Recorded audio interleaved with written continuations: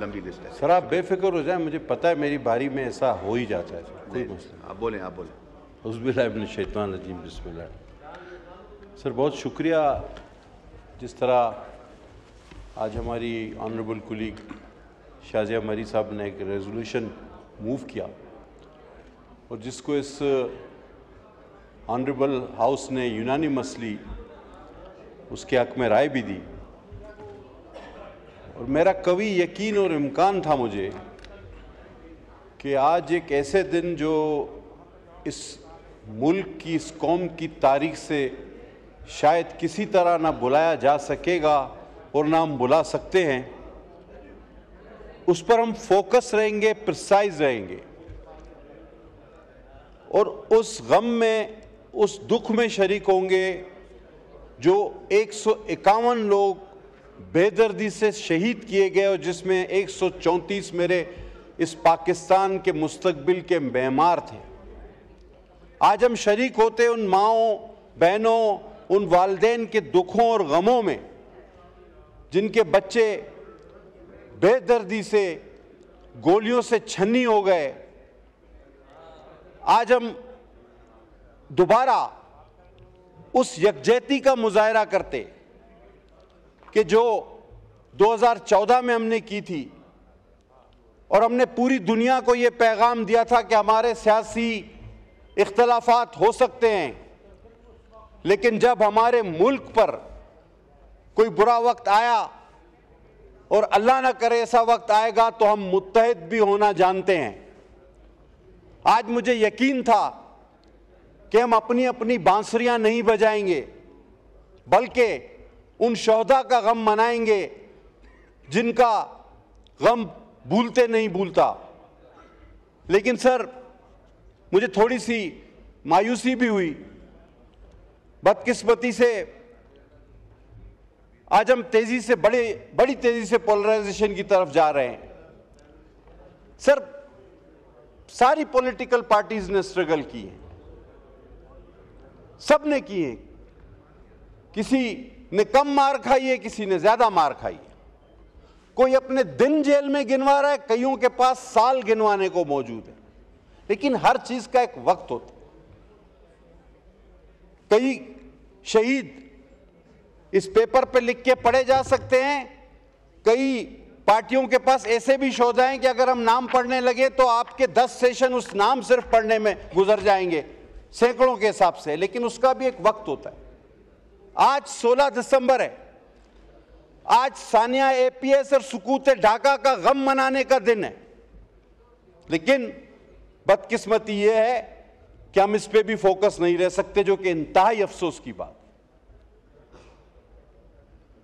सुकूत ढाका हो, यह सानिया एपीएस, हमने आज रेजोल्यूशन भी लाया है, हम पहले भी लाए हैं। लेकिन उसके बाद, तकारीर के बाद, हम ये समझते हैं शायद कि जी सब कुछ हो चुका, हम मुतमईन हो गए, लोग मुतमईन हो गए। सर हम बड़े जूद हज़म लोग हैं, हमारा रवैया, कौमी रवैया बड़ा जल्द भूल जाने वाला है। मुझे आज भी याद है, हम इसी हाउस में बैठे थे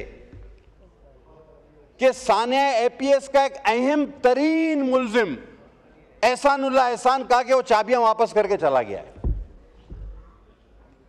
ये बात किसी की अकल में आ सकती थी? उसको मरकजी मुल्जिम कहा जा रहा था कि उसने उन पाकिस्तान के मेमारों, उन बच्चों, उन उस्तादों, 151 शोधा को मारने की प्लानिंग की थी। और बाद में कहते हैं कि वो चौकीदार को चाबी देकर चला गया, पहले वो गिरफ्तार था। हम भूल जाते हैं सर कि सानिया एपीएस हम सब जानते हैं किसने किया, लेकिन हम भूल गए।